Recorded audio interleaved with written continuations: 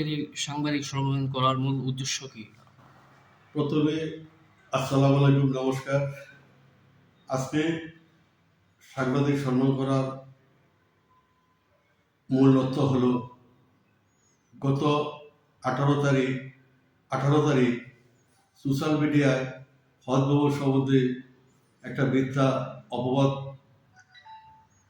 সুষ্ঠু তদন্ত করার জন্য আমরা হজ ভবনের মাননীয় সিএ সাহেবের নিকট একটা চিঠি প্রেরণ করি।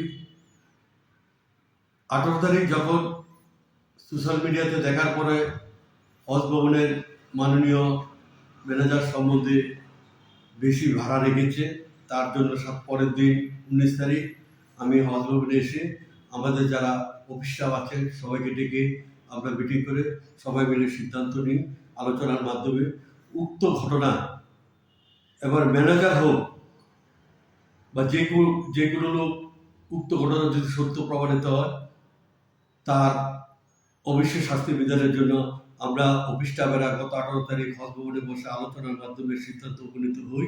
আমরা উক্ত ঘটনার পরিপ্রেক্ষিতে একটা তদন্ত কমিটি গঠনের জন্য হজ ভবনের মাননীয় সিও সাহেবের নিকট একটা চিঠি প্রেরণ করা হয়। এই চিঠিটা আমি কপি আপনারা দেখাচ্ছি।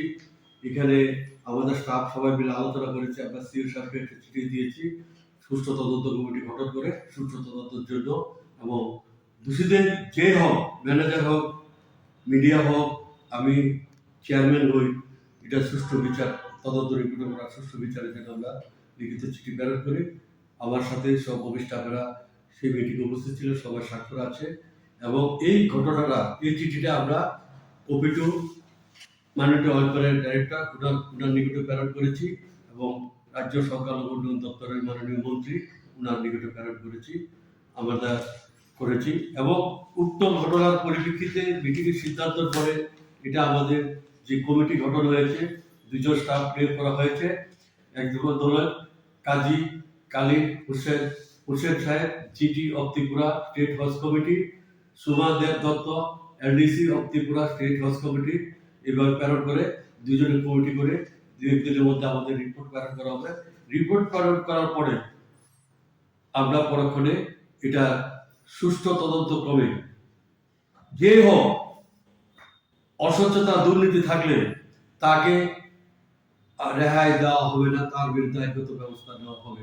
তার জন্যই আমি আজকে সাংবাদিক আপনাদের মাধ্যমে মুখোমুখি হয়েছি।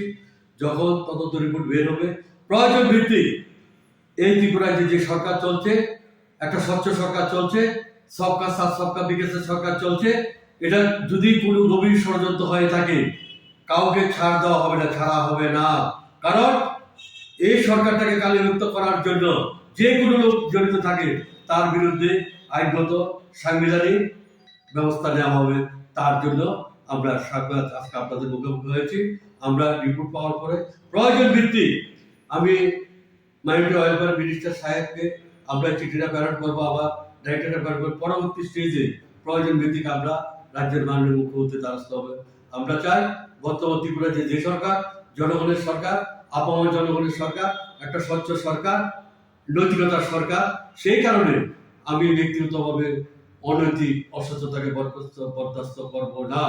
তার জন্য আজকে অনেকদিন পরে আপনাদের মুখোমুখি হয়েছি। আমরা চাই এক ত্রিপুরা শ্রেষ্ঠ ত্রিপুরা।